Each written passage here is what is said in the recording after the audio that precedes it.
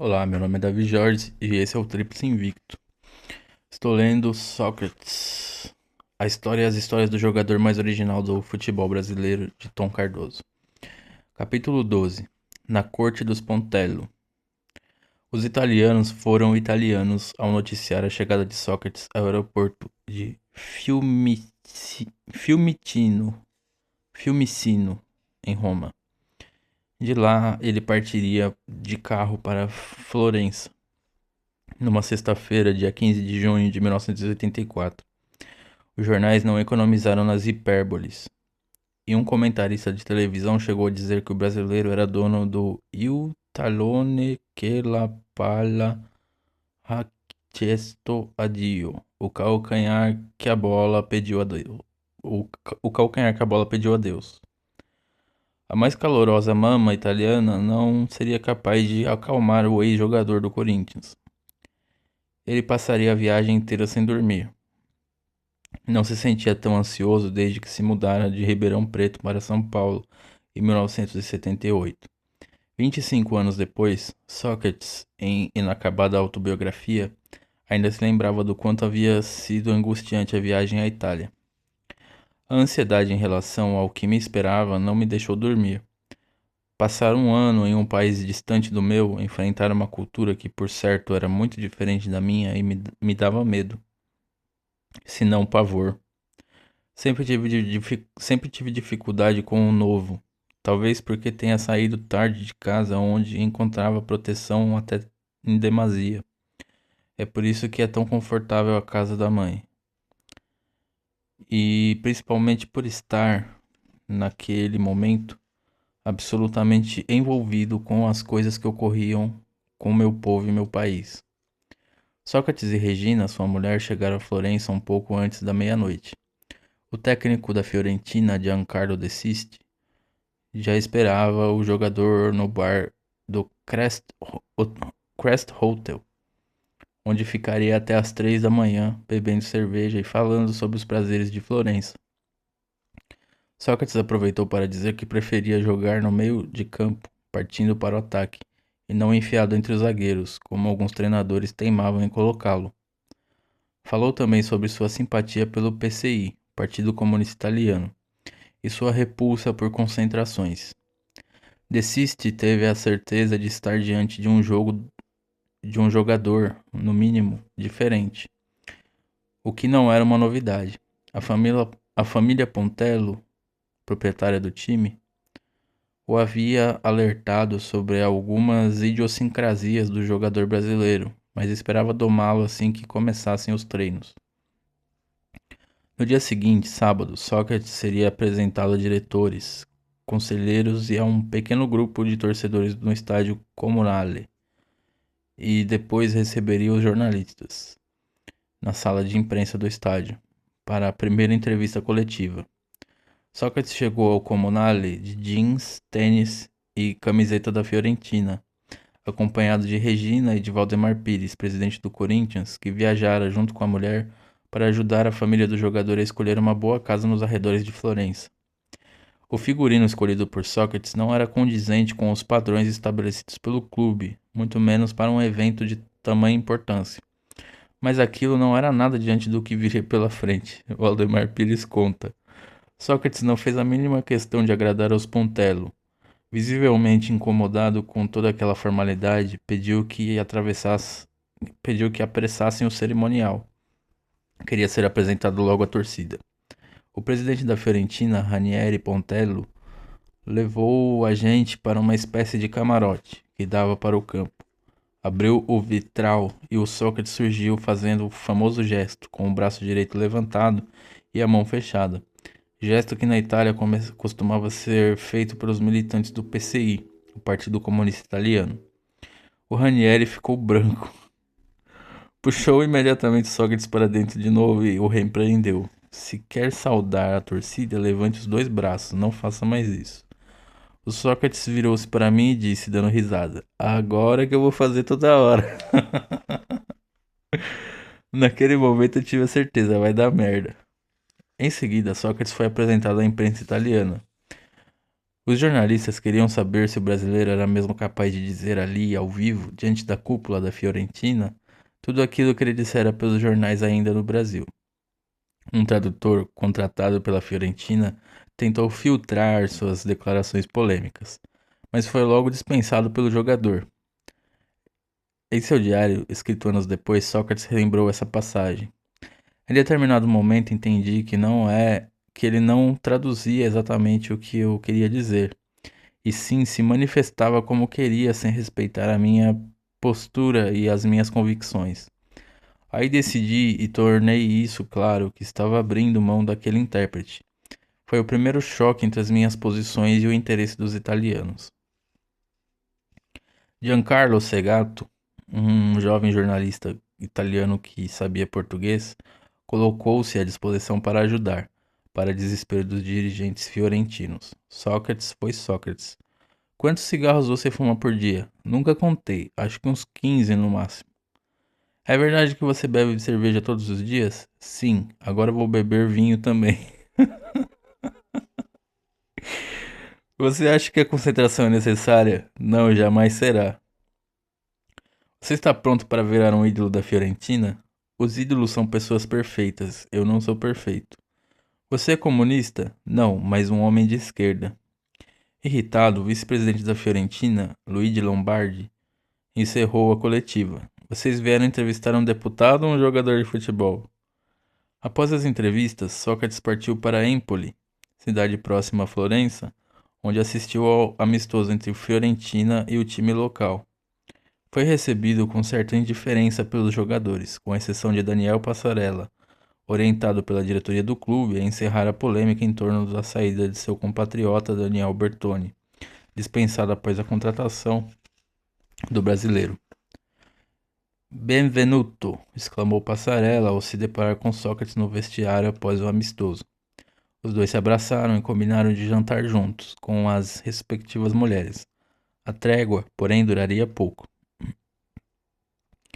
No dia seguinte, domingo, Sócrates, como havia combinado com o intermediário da negociação com a Fiorentina, Marcello Placidi, o comandante, daria o pontapé inicial de uma partida beneficente entre os dois clubes da cidade de Chiuso, na província de Siena.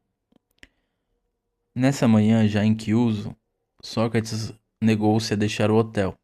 Exausto desde a chegada à Itália, decidiu tirar o dia para descansar. Placide rebateu, explicando que sua presença no jogo havia sido combinada e que parte da renda seria doada à família de uma menina doente. O italiano insistiu e Sócrates encerrou o assunto, afirmando que respondia apenas pelos eventos que ele próprio organizava e não pelos organizados por outras pessoas. Enfurecido, Placide chamou os jornalistas para comunicar o arrependimento por intermediar a contratação de Sócrates e ameaçou: "Hoje à noite irei ao jantar do conde Flávio Pontello e o avisarei a respeito do tipo de jogador que ele comprou. É preciso que lhe coloquem imediatamente as rédeas. Estou amargamente arrependido de tê-lo trazido para a Itália. Na Fiorentina, Sócrates irá impor a democracia à sua maneira, como aconteceu no Corinthians." Matéria do Jornal da Tarde, 20 de junho de 1984. As declarações de Placidi foram estampadas nos cadernos de esporte dos principais jornais italianos. Os dias seguintes foram menos conturbados. Na segunda-feira, Sócrates passou por exames médicos na Fiorentina, jantou na casa de Giancarlo Antonioni, a principal estrela do time, que se recuperava de uma grave fratura de tíbia e perônio, e na terça, já em Roma, assistiu ao show de Bob Dylan. Na quarta, partiu de volta ao Brasil para organizar a mudança para Florença. Ele e Regina já sabiam onde iriam morar com os 4 filhos. Um casarão em estilo toscano de 500 metros quadrados, localizados no topo de uma colina em Gracina, aprazível cidade a 8 quilômetros do centro de Florença. Sócrates simpatizou imediatamente com os vizinhos, proprietários de uma vinícola. Sócrates estreou pela Fiorentina em um amistoso no início de agosto contra um time amador de Pinzolo, cidade onde a equipe se preparava para o campeonato italiano. Ele não marcou nenhum na goleada por 7-1, mas o técnico desiste, gostou de sua movimentação e um jornalista de Il Giornale Nuovo de Milão contou o número de passes de calcanhar dados por Sócrates durante a partida, 8. Mas bastou o brasileiro ficar de fora dos amistosos seguintes devido a dores musculares para a imprensa italiana começar a especular. No dia 23 de agosto, Il Giornale Nuovo deu a manchete: Sócrates está doente do coração. O diário milanês revelara o motivo de sua ausência nos últimos jogos. Os médicos da Fiorentina haviam constatado que o brasileiro sofria de uma doença cardíaca, uma perturbação na válvula mitral, e que era melhor anunciar a verdade antes que ocorresse uma tragédia. Os italianos eram bons de drama. Sócrates, de fato, possuía uma anomalia cardíaca, mas que, além de ser mais comum do que se imaginava, não provocava maiores transtornos na maioria das pessoas, inclusive em relação à atividade física. Poucos casos eram tratados com medicamentos e raríssimos com cirurgia. Não era o caso de Sócrates, se bem que ele andava mesmo doente do coração, e não era por causa de um pequeno e inofensivo distúrbio. A dor no peito era insuportável. Ele estava apaixonado, e não era pela esposa Regina.